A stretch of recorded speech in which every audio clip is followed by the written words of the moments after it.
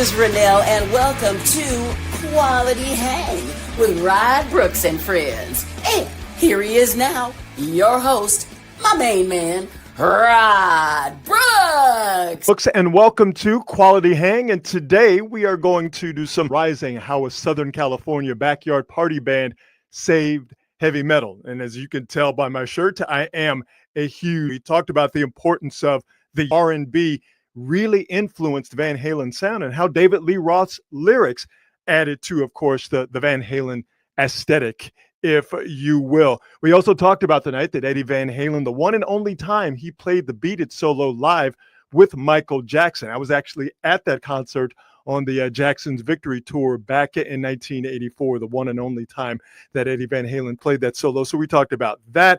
And we also talked about how my feelings about the Sammy Hagar era of Van Halen, they've evolved, maybe even softened over the years. And we also talked about how Wolfgang Van Halen, the only child of Eddie Van Halen and his wife, Valerie Bertinelli, how Wolfgang Van Halen, while keeping his distance from the Van Halen legacy, if you will, is also keeping the spirit of Van Halen and, of course, his father's guitar playing alive. And we talked about that and so much more. It was a really cool conversation, and I know you're going to enjoy it. So here's my conversation with Greg Renoff, talking all things Van Halen here on Quality Hang. Enjoy. And then 1984 comes along, which is a huge year, I'm sure, as you know, not just for Van Halen, obviously, but just for pop music in general. Pop culture. Exactly, right? 1984 comes along, and 1984 comes along. And so Jump hits, and it completely blows me away. I never heard anything like it. Had no idea who Van Halen was. I didn't know that Van Halen were the two brothers, and specifically Eddie Van Halen. Had no idea. And then all of a sudden you work backwards and they go, the guy who's playing guitar in Van Halen is the guy who plays the solo on Beat It. Yeah. Yeah, right. Right. So right. I'm 13 years old, and you're like, holy smokes. Right. And, unless you lived through it, right. Right. I don't want to get you off track, but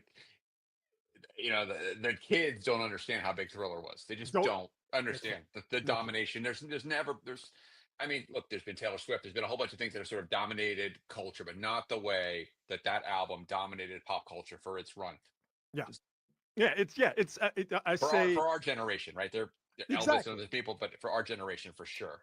I say all the time that I've talked to people who remember the Beatles on Ed Sullivan, and they say that it was like the world went from black and white to color, that everything just changed. The paradigm shifted.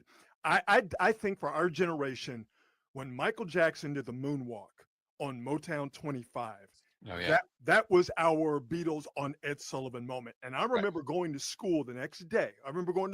Then I got a hold of the entire album, 1984, and then bam, I'm a massive Van Halen fan. But if you notice in me telling you how I learned about or became a Van Halen fan, it was nothing before 1984. I had no idea about Van Halen 1. I had no idea about Diver Down or Women and Children First or Unchained. I had no idea. But 1984 was everything to me. Mm-hmm. And that being my introduction to Van Halen, I think it's a pretty damn good introduction.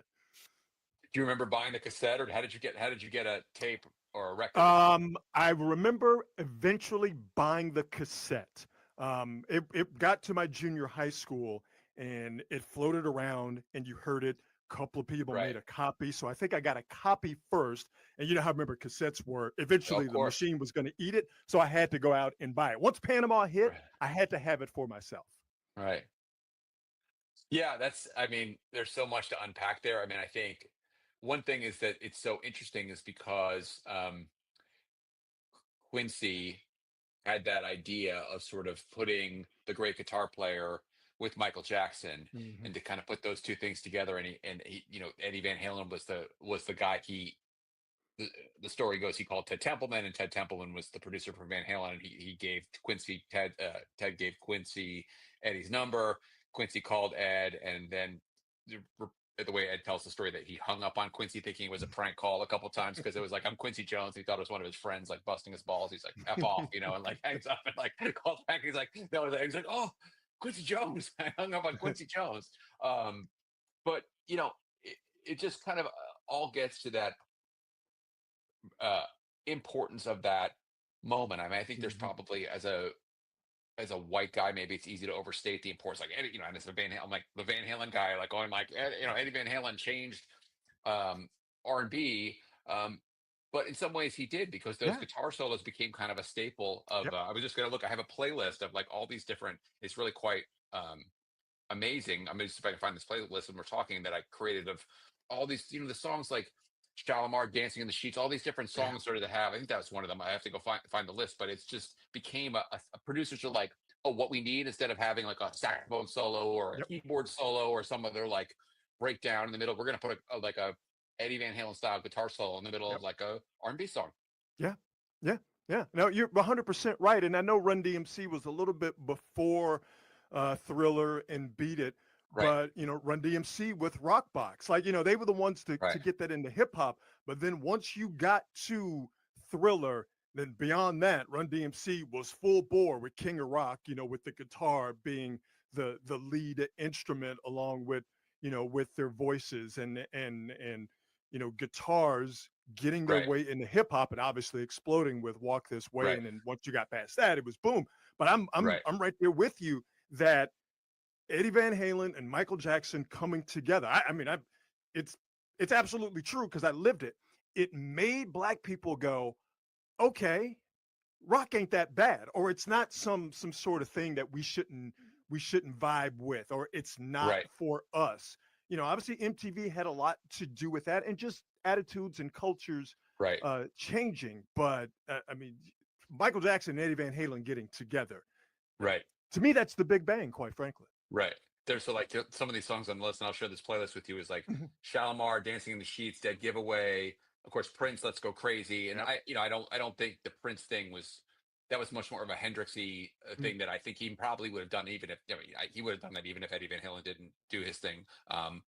Dancing on the Ceiling, Running with the Night, Billy Ocean, Loverboy, which is kind of to me is like the ultimate one, because that one, if people listen to that solo, if you're a Van Halen fan and you listen to that solo, that is like it's quite a clever Eddie Van Halen inspired solo, because it's not quite as cliche as some of the other solos are much more cliched Van Halen. But this was a very, very, very widespread.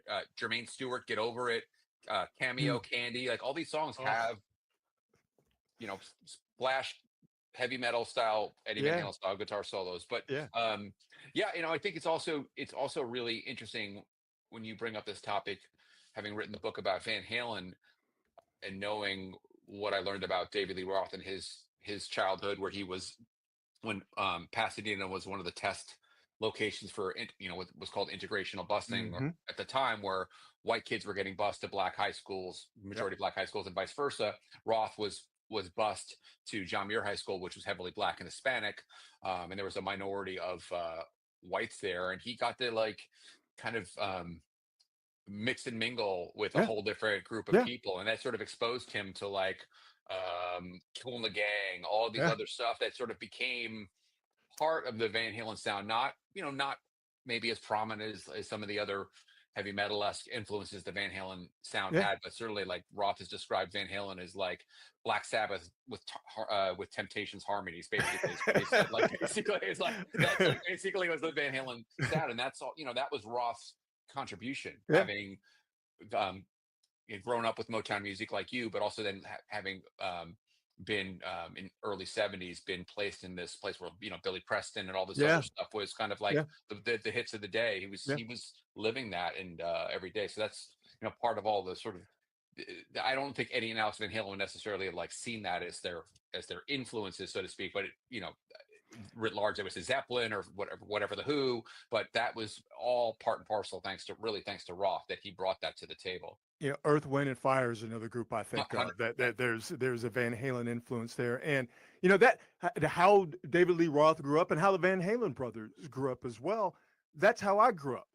I went to a middle school and a high school that they were called magnet schools, and basically it was busing was what it Right. was. It was just a fancy name for busing, and that's great. If that didn't happen, and I didn't have that that experience, those experiences, I don't think I would have the musical taste. And not that I'm anything Hmm. special, and my taste is special, but I don't think I would have the musical taste that I have today. I remember, as Hmm. a kid, being introduced to Kiss because I was going to school with white Right. kids, and Right. like, oh, that's a little bit too much. And Ozzy, like, oh, that's a little bit too much. But I heard Crazy Train, and I'm like, okay, this is kind of cool, but it's a little bit too Right. much. And then you get to Van Halen, and you're like, oh, it's that rock sound, but it's not, it doesn't have the sort of satanic connotation that was big Right. at the time. So I want to go back to now the beginning with Van Halen, Sure. and love your book, Van Halen Rising. So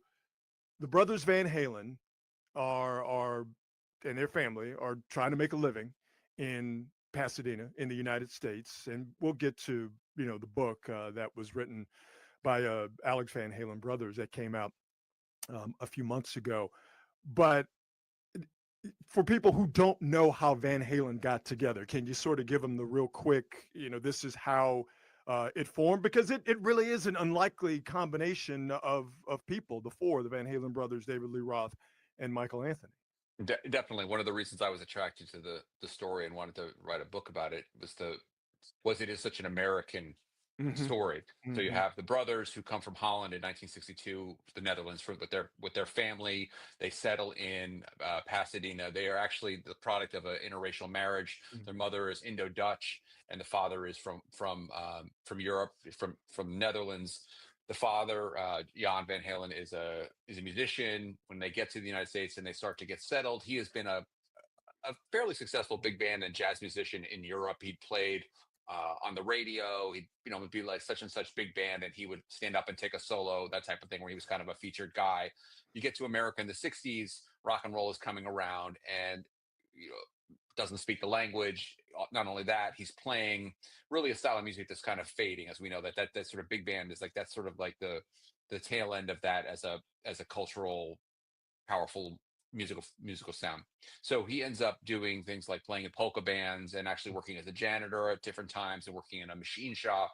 And the family sort of, I mean, they were blue collar, right? They owned a home, which probably was, which right away says that they were better off than a lot of people in that time who didn't own their own home, but they were 100% blue collar. The parents had aspirations to make the boys concert pianists. That was the mother's dream.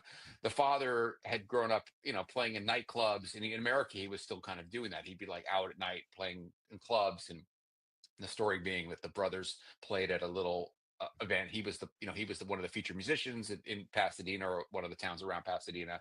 And the kids, it's like, oh, here's the kiddie band, like the little 10-year-olds playing the drums and the saxophone or whatever they played. I don't think it was guitar and drums. It may have been, but whatever the boys played, the father, they passed the hat, and all the people are like, oh, the kids, they're so cute, they're throwing the money in the bucket. And then the father, at the end of the night, Jan takes half the money, and there's, what are you doing? There's like $27, we earned it. And he's like, welcome to the music business.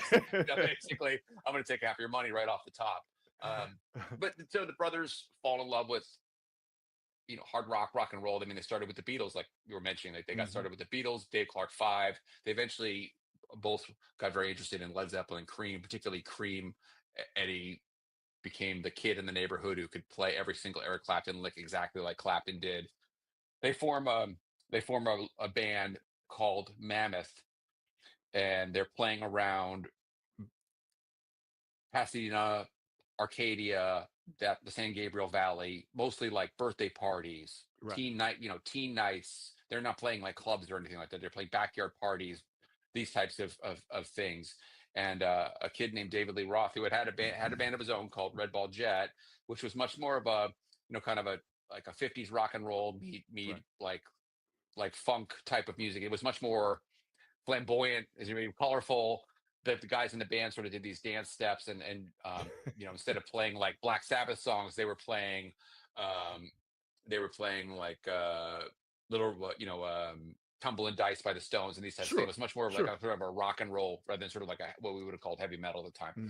And so Roth made his pitch, and eventually, long story short, he sort of overcame the brothers' severe doubts about his ability to sing. He had a PA system, which is what you need to have, able to have vocals. They didn't have one of those, and Yeah. he also had the gift of being able to attract women and to be able to be a frontman. And Alex Yeah. particularly looked at his brother and said, Eddie was doing the singing and said, "You're not a singer. You're not, and just you're a guitar player, and we need to have a singer." And they gave him a chance, and to very very wise decision by Alex to sort of um, to basically push that point home to say we need this guy. And Roth was a I really admire Roth, having heard and read the stories and been told by people who were there and saw that Mhm. Roth took a lot of grief from the sort of the local fans because he was kind of seen as like a David Bowie guy. And like you Mm. can imagine, like I always tell people, it's like Dazed and Confused, like the guys in the flannel shirts, right, with like the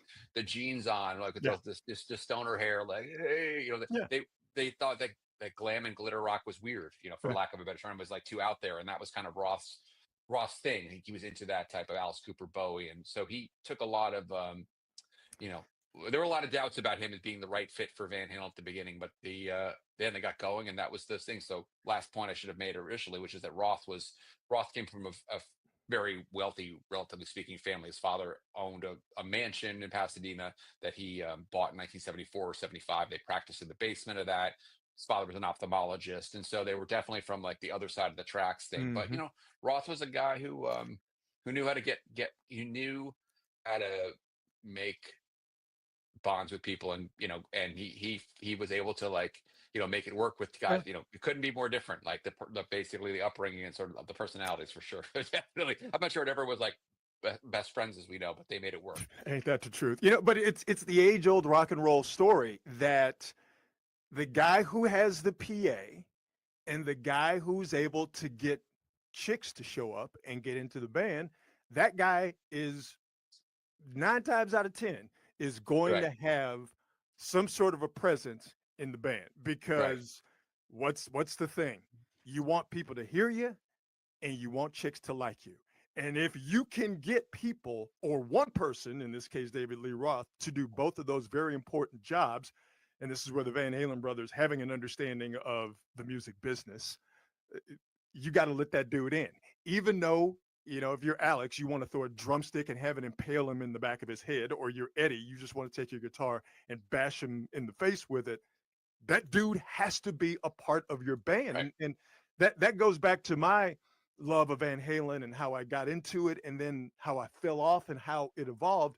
Because for me, again, only knowing about 1984 Hmm. and Van Halen with David Lee Roth in it, as much as I enjoyed Eddie Van Halen's playing, as much as I sort of as a drummer inside and not knowing it, as much as I loved hearing Alex Van Halen do his deal.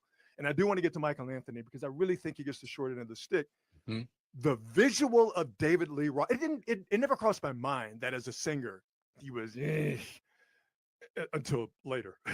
But the visual of David Lee Roth and the visual of Van Halen worked. And to me, it's just as important as Eddie's playing, as Alex is playing, as Michael Anthony's, high tenor, background, melodies. Hmm. Um, David Lee Roth being David Lee Roth and that band looking like it was having a good time, that came through in those videos, Panama and Jump, that were blasted over and over and over again in the spring and summer of 1984 when me as a 13-year-old was like, this is the coolest shit I've ever seen. David Right. Lee Roth's importance, as annoying as he can be, his importance, I just don't think can ever be overstated.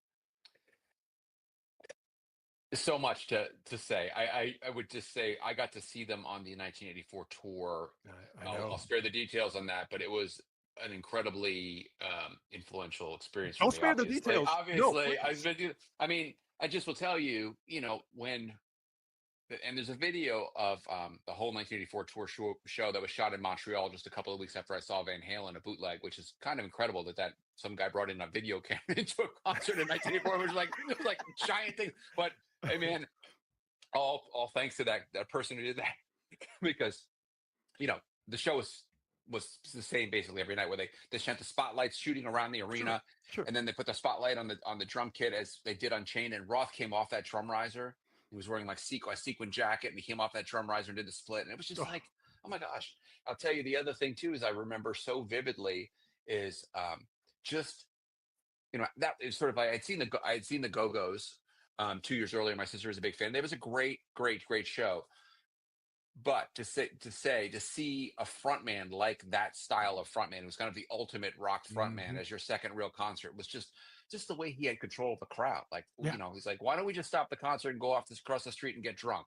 He said that he said that at multiple concerts. Even like I heard, it was like, oh, is he serious? So like, I'm like 14. Like, I didn't know that was like a kind of like, it was like vaudeville where it was like the same things kind of every night. But like, I was like, whoa, and he's like, dropping F-bombs inside the Brendan Byrne Arena where the Devils play and everything. Yeah. And I was just like, you can curse like this?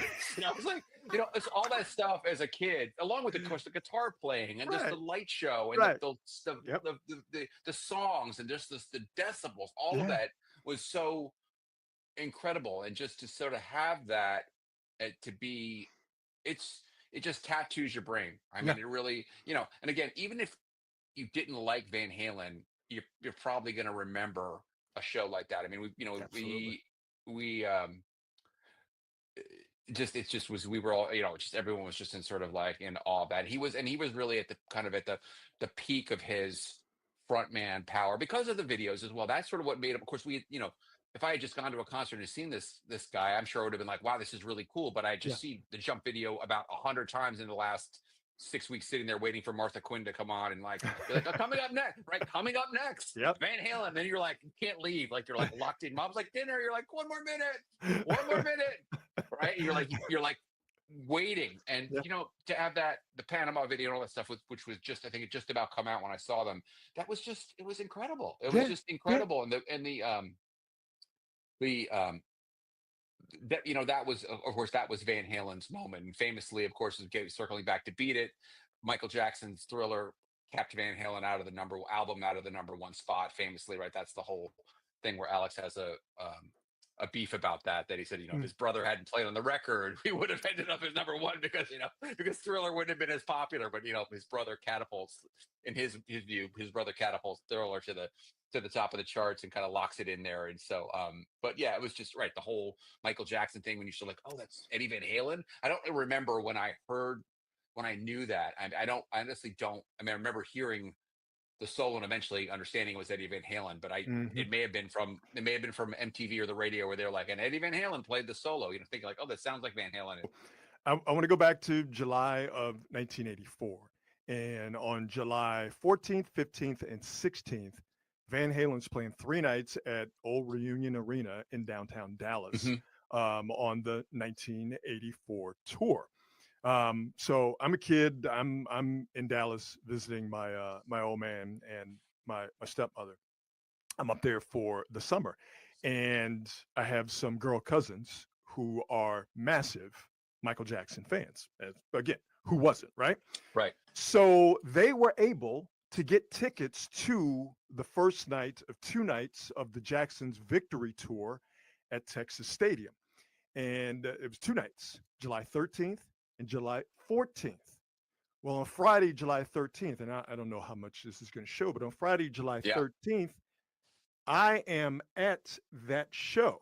And why that is a significant show, because that is the one and only time Eddie Van Halen played the Beat It solo live with Michael Jackson.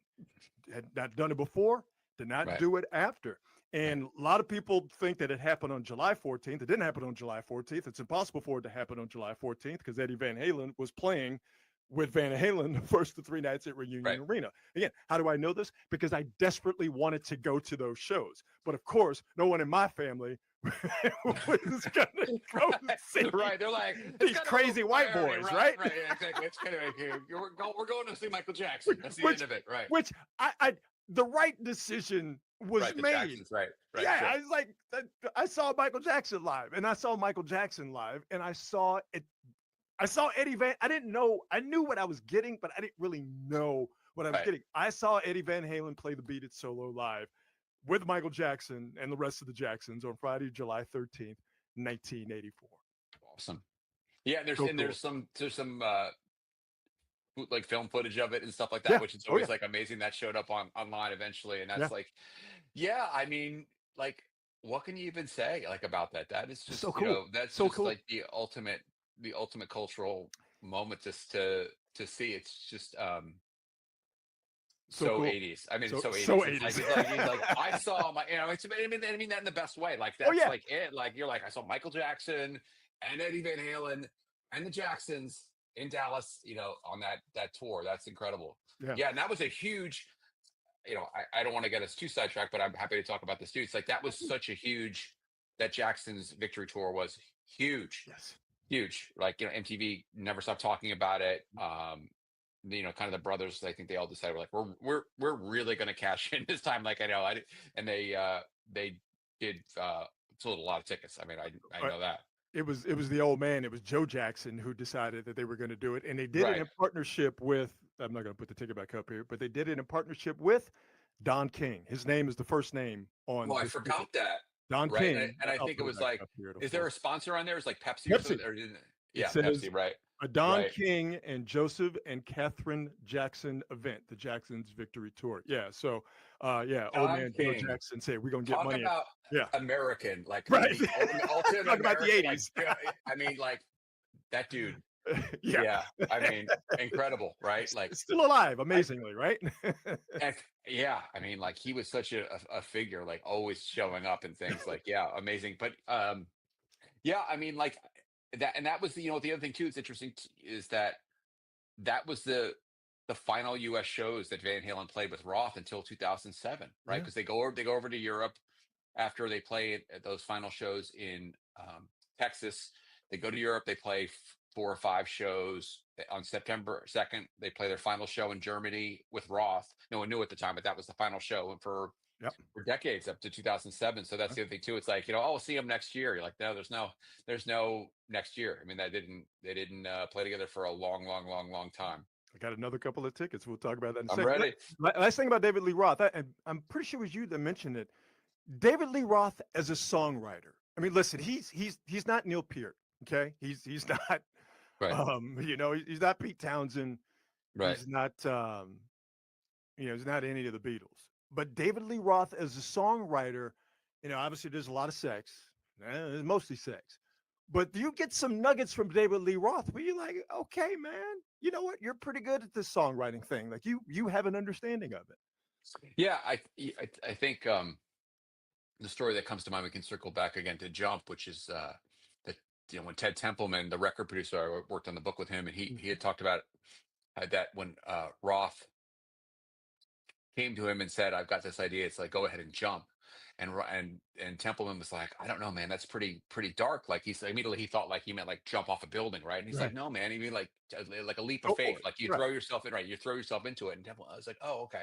And Ted was somebody who really kind of locked me in on that. He's like, Roth is underrated as a lyricist. And the first started saying that, I was like, yeah, I can see that. But then he was like talking about like Panama, like all the stuff about it's like, it's like singing about a car and you don't know if it's a girl or a car. And he's like the Uh-huh. on ramp coming in the bedroom. Like, Yeah. like he he always thought like that Roth, because he presented himself as kind of this, for lack of a better term, like, ultimate front man who was like always half in the bag or whatever. Like he never really got because he wasn't the cerebral guy, Mhm. but he's like, Roth was like extremely, as we all know, extremely smart and wrote just great, great lyrics. Like he talks about, ain't talking about love, Templeman was always, that's his favorite song. He says like, if you want it, got to bleed for it, baby. He's like, it's just so like, he's like, it's so intense when he says it like Yep. that. And just, you, heard the news, baby, all about your disease. Like he said that stuff is like, just because it conveys an emotion and a feeling without an abundance of words. It just kind of gets right to the sort of, you get into that mode of mind of what you realize the song is about, something that's Yes. like love, like a love gone bad, basically. Yeah. And so now that gets to again sort of my Van Halen fan evolution.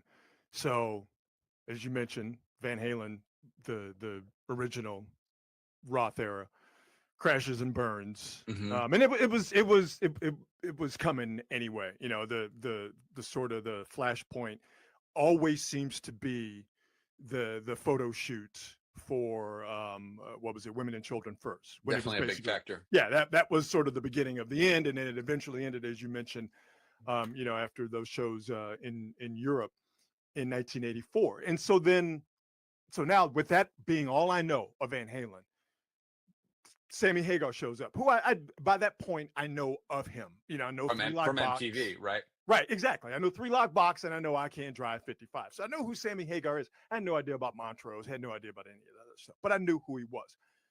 But all of a sudden, and this is a very common story, it's I can't rock with the Sammy Hagar thing. Like like if it's not Van Halen with David Lee Roth, and it's Right. not Van Halen. Dave or the grave, brother. Exactly.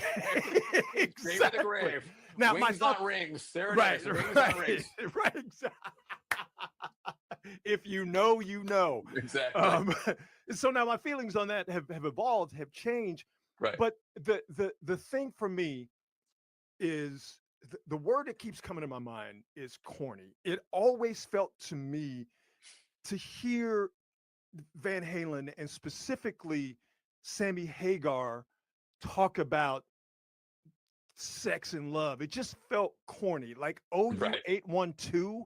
Like Right. I mean, listen, Right. Drop Dead Legs, we get it. Dirty Movies, we get it. I mean, Van Halen and specifically Roth could be very overt with the sexual themes, but to go back to the point about But it was David Lee, always more abstract, right? It was always more abstract. that's the thing. Like, come Right, on, like- finish what you started. Right. I found it to Right. be just heavy-handed, Right. and I Black found it and to blue. be corny. Anybody? Yeah, for unlawful carnal knowledge. The Right. acronym, I get like it. it just seemed, I get it. it Right. just seemed heavy-handed, and again, this is a me hang up, and for a lot of us, it had to be Dave or nothing else, Van Right. Halen fans, and we were unfair to a certain extent to Sammy Hagar, but I still feel that way to a certain extent, that the Hagar era was just, I mean, Right Now is a great song, but Dreams, like it hurts my teeth. It's so sugary sweet. It was just Right. a little bit too corny for me. Right. Right. Look, I think one of the things for me as a fan, right? It was like I said, I always tell people that I saw Farm Aid. I don't know if you watched that, right? There was like, Oh yeah, I remember. I Yeah. watched the Farm Aid thing, and I don't remember if I saw it live or I saw a replay. I probably saw a replay on MTV. But when I saw Eddie Van Halen and Sammy Hagar together, because all that summer it was kind of unconfirmed, like the radio would be like, well, we're hearing rumors that there's trouble in Van Halen camp. But you would also read they're making a new album, because Roth was saying Right. they would make a new album, right? And so when I saw that, I always say that's like the day that you see your dad take the bags and like walk out of the house and put them in the car and drive away. Like, mom and dad are not going to get a divorce. I know It's they're a not going wrap. to get a divorce, but it's over. It's like you can't. And I say that because it was like that was like it like crushed me. I mean, it Yeah. crushed me. Yeah. And I kind of came around. So I saw the Eat 'Em and Smile tour with Roth. I saw the 5150 tour twice with Eddie. I do remember some like cringing as like a 16-year-old who was probably not totally sober at the time, but like, they held up a banner, which reportedly it was a kind of a banner that they like threw on stage. The roadies threw on stage. It was like, like Dave sucks or something like that. And I just thought it was like, why are you bashing the guy? Like a year ago, it was like, he's the greatest thing ever. And now he sucks. Yeah. And I thought that was kind of childish and really kind of stupid, really, to be honest with you, like to sort of like on Yeah. stage, like put down the former lead singer, like, just move on, like, just move on. And, for me too, I mean, I never, I mean, I actually like OU812 better than 5150. And a lot of people think I'm insane for that, but I just do. And, I don't find myself really revisiting those records much at all. I mean, occasionally I'll hop on and listen to Pound Cake, or like maybe like Right Now, or like you probably just like, balance more, maybe more of some of the other ones, but just, I started with Dave. I Yeah. can, like, someone puts on 5150, I'm not going to like revolt, but it's not my first love of Van Halen, not even close. It's interesting you mentioned balance, because that's my favorite Hagar Great. era album. I love Don't Tell Me What Love Can Do. I Great song. absolutely love it. Humans Being, I know that was the Twister soundtrack, but that's another song that when it hit, I'm like, okay, I like it, but it was still like, it's not Van Halen, but I like it, nonetheless. But my attitudes towards the Hagar era has changed, not necessarily with the songwriting, but Eddie's guitar work is excellent. It's different than what we got with the original albums, but just going Hmm. back and now listening to it with a more mature attitude and a more mature ear, the musicianship and Eddie Van Halen's guitar work during the Hagar era is like it's I, my hang up made me not pay attention to a guy Hmm. who was still at the top of his game in Eddie Hmm. Van Halen. Hmm. Yeah, I mean, I think for me, that record has aged actually pretty well, better than Foreign Lawful, I think. Yes. Yes. Probably better than 5150. I mean, for me, Yes. 5150. Um, yeah, it just is not. It has not been an album that has kind of stuck with me where I want to pull it out and listen to it. I at the time I probably wore the tape out riding around the car playing with Eat 'Em Sure. and Smile and threw it in on the seat and grab the other one, would pop it in. I mean, that's literally what I did. But the thing that's is unfortunate about that too is that once again, it's like, you know, Roth. Let's just say, for sake of argument, Roth wasn't coming back, and he never did come back. There was these false starts and never came back. But they were really, that was really quite a good record. And then to have that blow up, Right. That's and the then it. to have like, oh, Dave's coming back, and then like Roth doesn't come back, and then they make that left turn for Gary Sharon, who, it just didn't work. I mean, that record, I'm a big Extreme fan. I think Gary is a great guy. If I've never met him, but from all accounts, he's a super great guy, and I think we all would recognize that he was sort of like coached into what, like, this is the Right. songs, this is how I Right. want you to sing. I mean, there's Right. there's there's really, that's kind of indisputable that was Eddie Van Halen's production of that record.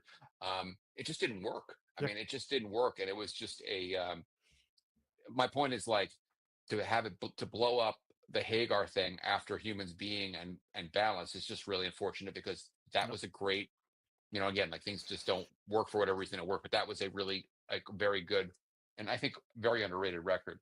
I want to circle back to the trashing Dave when he left, and Hmm. understanding again, David Lee Roth does not make himself out to be a sympathetic character. Didn't then, still kind of does it to this Right, day. right, But the overwhelming need to trash him, I think right. it continues with the trashing of Michael Anthony, and maybe not trashing, but the diminishing of his Hmm. his Hmm. contributions to the band. Hmm. If I'm remembering correctly, Alex, I feel like almost went out of his way in the book Brothers to say that his sound was not tinny, but they basically said it was weak. Like it didn't add anything to the band. Now I'm Right. not a bass player. Maybe it's true, maybe it's not. I just feel like it's an unnecessary shot, and Hmm. and to not acknowledge that part of the Van Halen sound is Dave's caterwauling, obviously Eddie's guitar, Alex back there,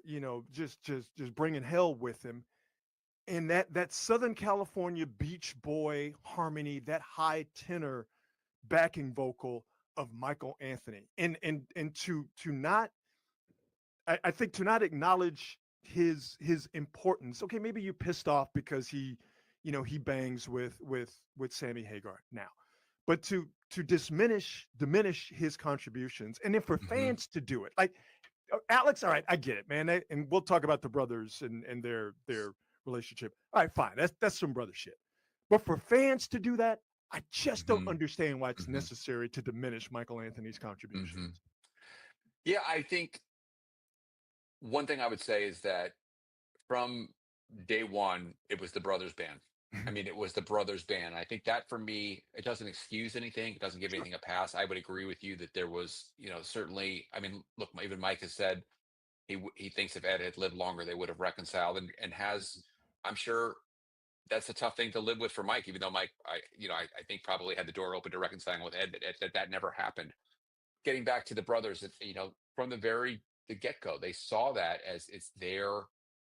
It's not may have shared the money four ways at one point. They may have shared this four ways. It was it's their band. They started it. They own it, and that was, I think, the way they looked at it. And so I think, I do think that, for what it's worth, the discrediting of him has a lot to do with the Sammy thing, right? That there is Mhm, there mhm. is clearly a real beef between Alex and Sammy. I don't think I'm saying anything unusual or like shocking to anyone who's paying attention to this. There is definitely a thing there. I think it's arguable what the thing is that caused it, but there's, beyond sort of like we broke up, but sort of less sort of like Yeah. deep-seated animosity. Um, the fact that, you know, Mike ended up going with Sammy, I think was seen as a betrayal of loyalty. Like we brought you into our band in Yeah. 1974. We made you famous. And I'm just saying that's how the brothers see it. We made you famous. Ed wrote the music, whatever. We by bringing you into Van Halen, we made you. Yeah. And so to walk away with the guy who stabbed us in the back, I think that's considered to be like a mortal Yeah. sin. Yeah. There's also I think that the Cabo Wabo Cantina issue that seems to be, Sammy has talked about that fairly recently in interviews. Said like that was sort of discussed that was a thing. The idea being that all of the parties were investors in the Cabo Wabo Cantina, as Sammy talks about it in his book. It started falling on hard times. It was being poorly managed. The guy who was running it, I think, had some substance abuse problems, if I remember correctly, allegedly. And Sammy said, "Well, we'll buy you out or whatever." And um, that at the time was probably something that was welcomed by the other parties to be like, this looks like it's a failing. Like, oh, Rod and I are invested in some beer and it's failing. Like, It's like Rod's like, okay, I'll buy you out at whatever, 40% on the dollar, whatever. And you're like, great, I'm not going to lose all my money. Great. Like, please. That's great, Rod. Thanks for bailing, for bailing me. But then like when Rod turns around and makes it into the next biggest beer in the world, there's a grudge there. It's like you feel like Rod like intentionally made the beer taste bad, and now it's like it's like mother's milk going down or something like that. I don't know. So so I think that for me, so like a lot of that is just like catching strays from the Sammy thing. I do think that, look, anyone who's ever met Michael Anthony has said he's like, I've talked to him on the phone, did an interview for my book, never met him face to face. Super sweet guy, married to the same woman, family man, which is crazy. Like all go through all the check boxes of like normal, right? Like normal. Like everyone. I've talked to thousands of people who have met members of Van Halen. Never once has anyone said Mike treated me, or like Mike snubbed me, or Mike didn't. Not one person. Like that's almost insane to think about that. Like the guy never had a bad day. Like he never had like a like a bad day where he like walked away from something. Not one person has ever said that to me. So I'm not saying, that's the be all end all for things, but it's like, that makes it harder, if you don't have a villain, like, he's like, oh, he's a bad, someone X person is a bad guy. So it's okay. They're getting kicked, kicked to the curb. And that's part of it too. So I think it speaks well of Mike's character too, that he's never, she said very little in terms of like, to the fact where like Sammy, even when reportedly his pay was getting cut, let's just say that, like by the business arrangement with the band, like he was getting a pay cut, like basically like Sammy was like, what are you doing, man? Like, don't just like get along to get along. But that's just, I think he probably saw it as like a tidal wave of like, you're not going to hold it back. Like, I'm not going to be able to like, negotiate my way into a better position. It's just, this is what I got to. If I'm in this band, this is what I have to live with. I have to live with this. This dynamic. But it sounds like from what was said about Ed and his state of mind at the end of his life, that he was looking to reconcile with a lot of people. I'll tell you really quickly that one thing that was nice, that Ted Templeman hadn't talked to Ed in quite a while, and he and Ed got to sit down together in 2019, late 2019.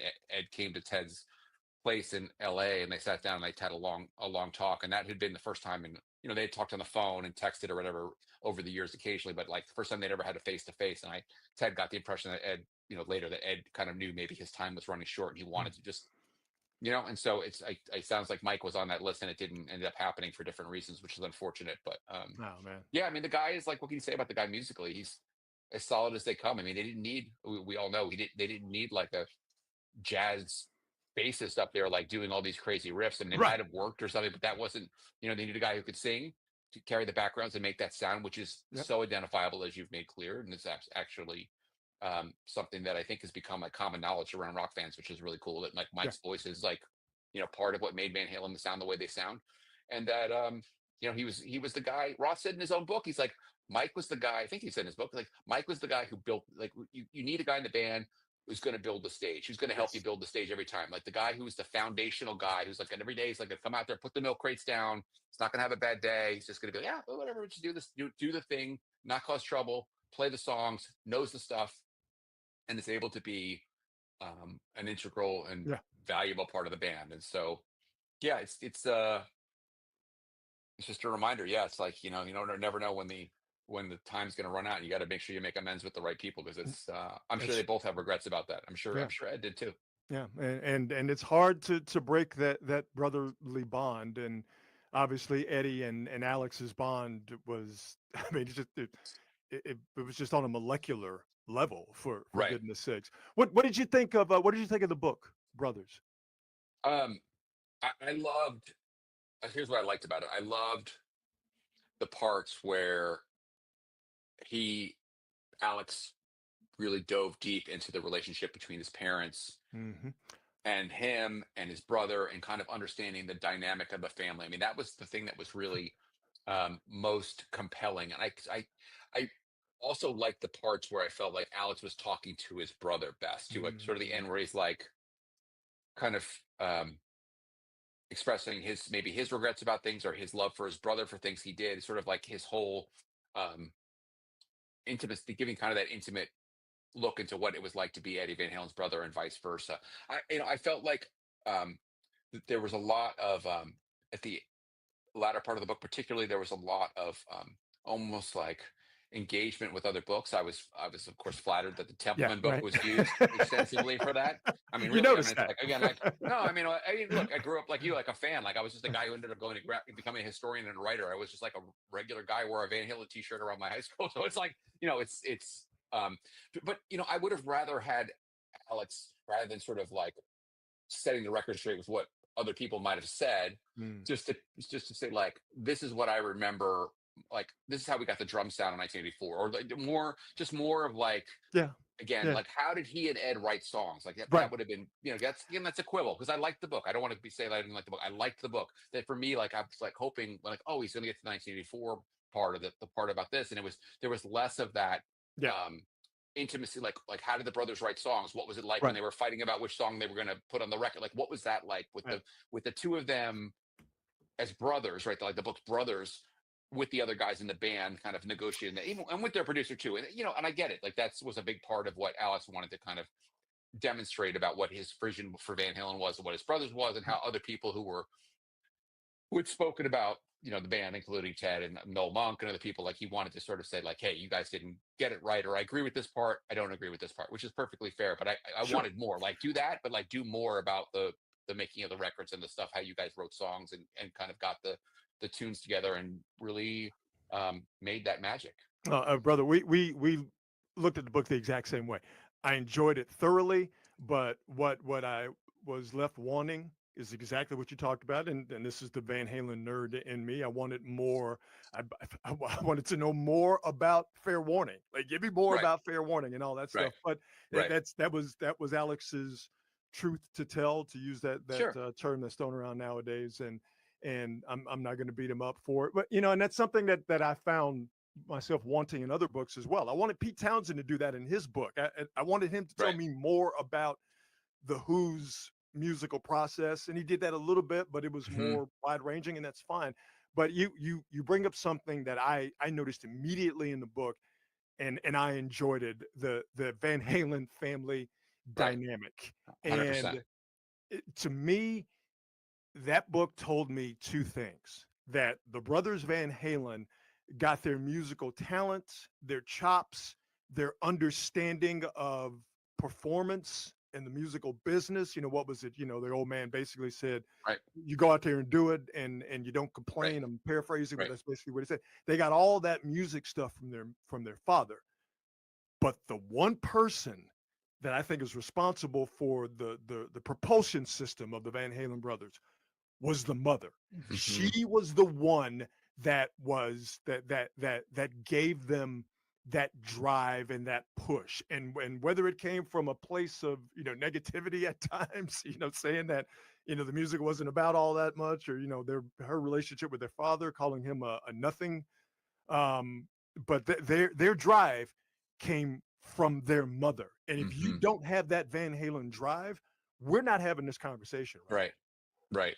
Right. Look, I think it goes back to, again, that sort of like living on the edge of, and not poverty is not the right word, but like, they weren't secure. I mean, now. Yeah, they were not comfortable. I mean, they that's thought they really, were I going to mean, get you look, deported. yeah, you do, right. Yeah, You cover football for a living, and you understand, like, that's sort of the Parcellian way, was to sort of make you feel so uncomfortable. You're yep, like, hey, nobody's locked in as the starter. No one's going to feel like they can just, maybe with the exception of Lawrence Taylor, there's different rules. We all know there's different rules for LT, but for otherwise, like, that was part of and I think that was one of the things that brothers really understood. Like Eddie says, like, if I hadn't done music, I would have worked in a gas station. Like, that hmm was kind of his, like, he always kind of put himself down as an intellect and said, I really wasn't very, basically said, like, in so many words, like, I was not a cerebral person. Like, I was either going to like do music or I was going to pump gas. That was basically my lot in life. And to have that is like, it's this or nothing.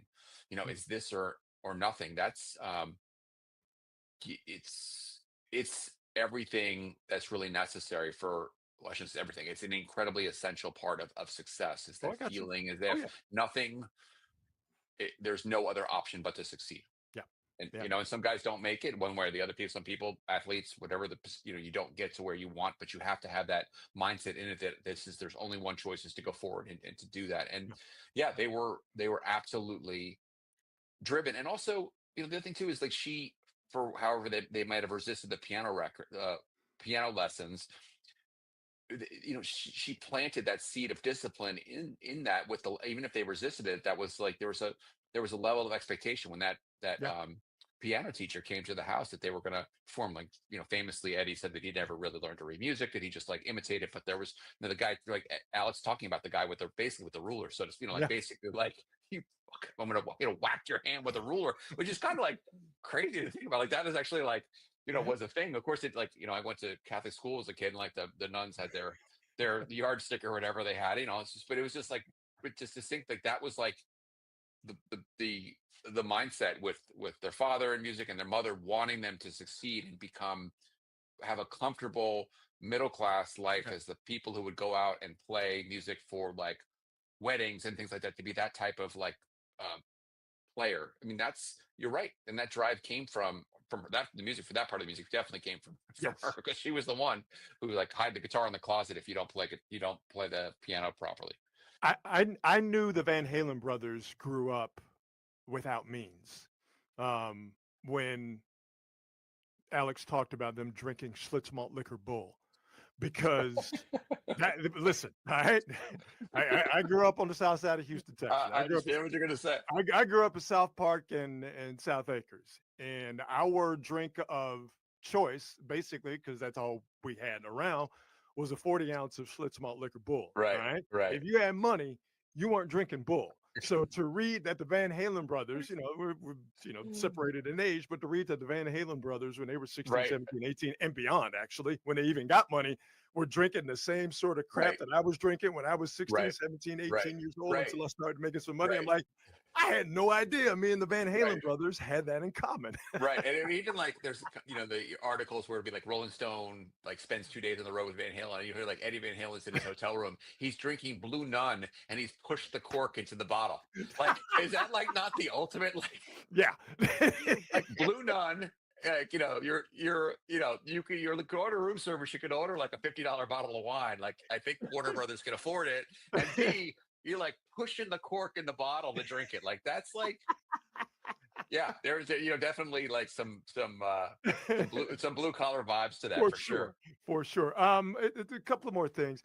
Um, Wolfgang Van Halen, man, I saw, finally saw the Van Halen I wanted to see. Two instances. The first one was Oakland, uh, Oakland, California, Oracle Arena, Awesome. on December 22nd, Oh yeah. 2007. That's the first tour with Van Halen, with Right. David Lee Roth back, and Wolfgang was playing bass and singing Michael Anthony's parts. Man, I just want to give that cat a hug. I love that he's his own man. I love that he's doing his own thing. I was blown away when he took the stage in the London Taylor Taylor Hawkins Hawkins. tribute. I Yeah. had no idea he had that in him, and just to know that his father's guitar spirit lives through him, and that's still walking this planet. It makes me feel good inside, Hmm. and I'm glad that he doesn't want to go around the world playing his father's licks, even though he could, and people like me and possibly you would spend money to go and watch him do 100%. that. But I see his face and I hear him talk. He did an interview. He did Mark Maron's podcast, and I couldn't get through it because you can hear the sadness, understandably, in his voice. And I Hmm. just I I listen to his music, because I he doesn't care or doesn't even need to know. But I want him to know on some level that he has my support Hmm. because he's gone through a lot and he puts up with a lot Hmm. of bullshit online when he does Hmm. decide to get online. I think that kid is fantastic, and I wish him nothing but a quicker way to some sort of peace and happiness, Hmm. because you can Hmm. clearly see and hear that he's carrying quite the burden, Hmm. you know? Yeah, and I think I want to talk about Alice quickly before we talk about Wolf. I Sure, mean, of that was course. the thing we talked about with a number of people is that I have a brother. I spend time with my brother on holidays. I talk to him on the phone multiple times a week, but I don't work with my brother. Mm, I haven't like traveled with my brother hundreds of days of the year and then basically seen my brother, like maybe other than like family vacations with my own family, like seen my brother at work every single day. mm, And it's the same thing for Wolf. Especially over the last decade. I mean, Van Halen was a going concern for one thing or another, or he was working with his dad, I'm sure, on all the guitar stuff with EVH, the right. brander as well. Um, I think that also just magnifies the pain is that you know you have that person, that father, or that in this the sibling with Alex, is that they're much more involved in your day-to-day life than I think for a lot of people whose parents they may don't live super near to their parents. They don't see their parents every day. They don't see their you know I suspect he saw his father multiple times a week, and also was in a business, basically in the business with him, like between the Right. guitars and Family the band. business. Right. And so there's that. And yeah, it is a particularly poignant thing to see the level of grief and just that he continues to experience. I mean, even like where he just played Jones Beach on Long Island. I saw, again, he doesn't post on X all that much, but he still posts on Instagram and Facebook fairly frequently. And he said, "Pop, I miss you," and just sort of remembering back to when they played Jones Beach. And Yeah, that's man. another tough thing, is like I can imagine too, like you're basically, if you're living a life on the road, you're basically going to cities that you had been with your parent as well. And that's part of it too, is that, you're still living that aspect backwards, where you're like, oh, I remember this, remember that. And I agree. I mean, I think I really do hope that he can continue to find peace, and just know that I think he seems to appreciate the fact that his father was proud and approved of like what he was doing. Obviously, I mean, that's kind of a Mhm. given, but like hopefully he can just sort of see that, he's proven it. I mean, I think that's Yeah. the thing. It's like he's proven it. Like the kid played in Van Halen is like I was playing like video games, and he's up on stage playing in Van Halen at that age, like literally playing my Atari 2600 when he was like, and this guy's playing like 12 songs with David Lee Roth. He, With David Lee Roth I, on the same stage with his dad, who's like they're both it's like crazy, like legends, right? And crazy. so, and his own band is, and he's doing his own music. The tours are successful. He's opening Yeah. for big bands. He's opened for Guns N' Roses. They're headlining venues. Metallica. It's still like, right. I mean, so hopefully at some point it's like I think of the thing of the shadow, the quote unquote shadow of Van Halen. I just hope that becomes less of a Yeah. thing for him. I mean, I Yeah. get that, um, because you can see it online. Like there's always some It's awful.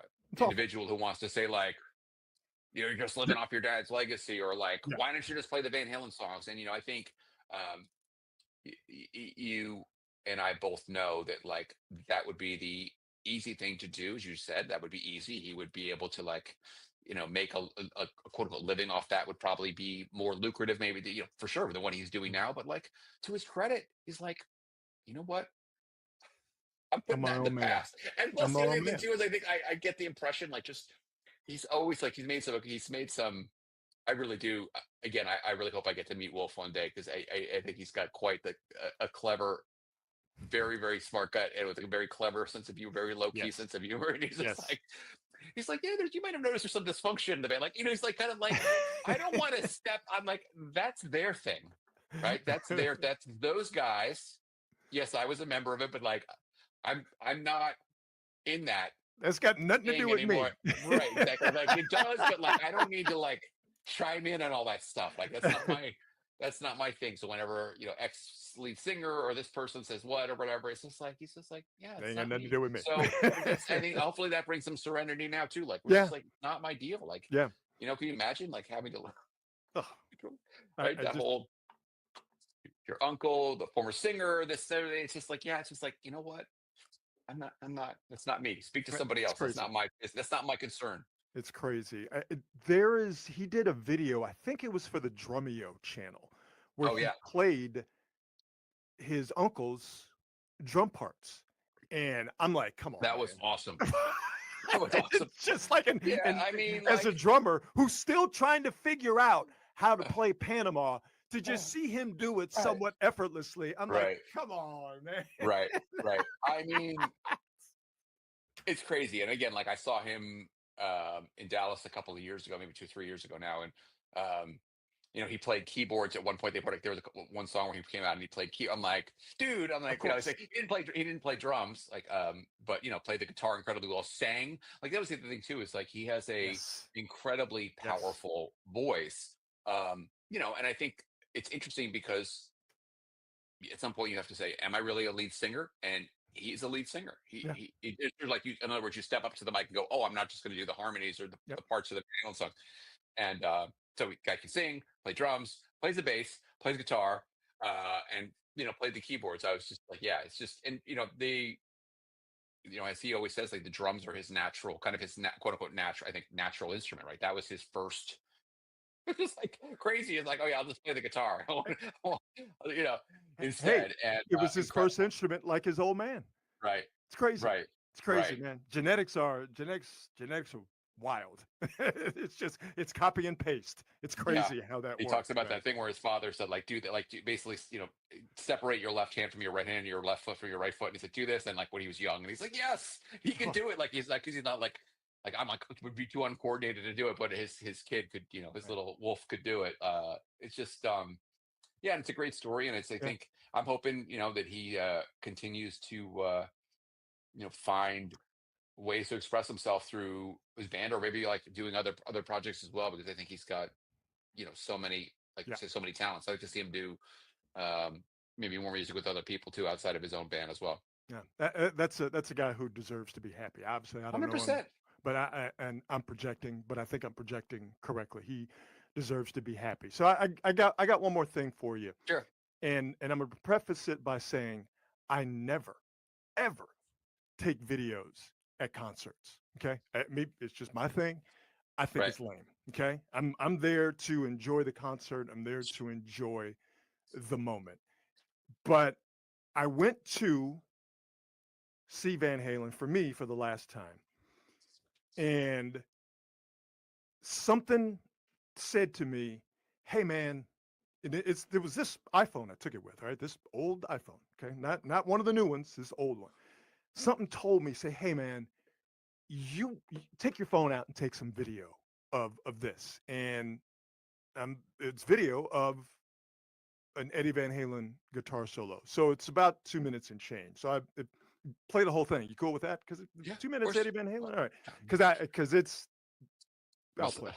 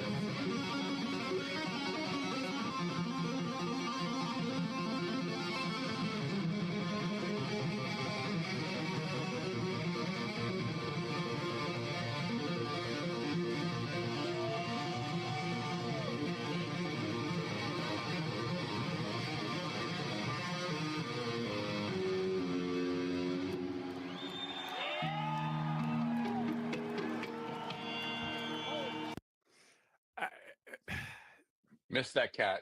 I mean, We miss so him. a couple of things at the end. You might hear my buddy Paulie, who I went to the show with, him say, "Holy shit," because we were, Yeah. and I remember saying to my buddy as we went home, I go, something literally something just told me, take your phone out, and because this might be the last time you see him. Right. And not because I thought he was going to pass away. I had no idea, but Sure. just because, hey man, I didn't think I would ever see Van Halen with David Lee Roth ever. And I got a chance Right. to see him twice, once in 2007 and this last show. And and I said to my buddy, I'm like, it's if people back when Beethoven was doing his thing had camera phones, they would have pulled their phones out and they would have taken video of Right. Beethoven. Doesn't matter. And because it's the exact Right. same Right. thing. And Right.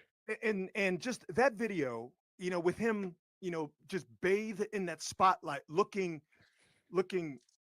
ethereal. Is that the right word? Just looking like something that is not of this earth, Right. and Right. hearing him play that, like still to this day, I hear Eddie Van Halen play, it literally puts a smile on my face. And when we started earlier, I said that we were supposed to talk today or around this Hmm. time because that happened almost 10 years to the day that we're Wow. talking. That was Wow. July 16th. Oh, come on, focus. 2015. Wow. Van Halen, Shoreline Amphitheater. And I thought I'd lost this phone months ago. I thought I'd lost this video. And when we were trying to coordinate, I was like, I gotta find it. I gotta find it. I found it. I found that video. Like I said, I don't take videos at concerts. That's the only one I have. And something in me told me to do it. That was supposed to happen. We were supposed to talk on this day, my man. Mm. Yeah. I mean, the thing that you just said that kind of like gave me a chill was like 10 years ago. It's like, it's incredible how fast time goes. And Yeah. just, yeah, to have it be that was I'll be real quick with this point. It was like, that was the last tour. And there was, oh, they're Hmm. going to tour again. They're not going to tour again. Roth would come out in like 2017 or something and say, we're going to go to Japan or whatever they say. It's just, and it never happened. Yeah. And I'm glad you took that video because it is a reminder where you were at and that perspective for you to see that. And it's just when, of course, when the other thing that struck me was when Alice's drums came in, just like the power of that, Right. boom, boom, that was really, um, again, the two of them together, right? That's the thing about that video is that was the beginning and the end of Van Halen. That was it. Yeah. That was the brothers from day one to the last day. Yeah. Yeah. It's just so cool, man. And I mean I could talk for another hour because I just focused on 1984. I didn't hear any of the first Van Halen 1, 2, Diver Down, um, Women and Children First, and Fair Warning. I didn't hear any of that stuff until I got out of college. So we're talking 1993. I worked, like I said, nonlinear. I worked backwards. Like the first time I heard Eruption into You Really Got Me, my brain might have been altered a bit, but my buddy played that for me, and that's when I got it. I'm like, oh, it's not just Panama and Drop Right. Dead Hot for Legs. teacher, right. Yeah, it's not just Girl Gone Bad, which might be my favorite Van Halen song. It's like, oh no, you need to hear Sinner Swing and Dirty Movies and Light Up the Right. Sky. Like then I got that, and then that's when that's when I became a massive Van Halen fan. So, like I said, man, I could talk to you for another hour. I'm so thankful and appreciative that we got a chance to do it. I love this, Rod. It was so Yeah, great. man. I really, we've Yeah, enjoyed talking to you online so much, and it's so nice to actually have a real conversation with you. It's been yeah. so awesome, and thank you for having me on. It's been just pure pleasure for me.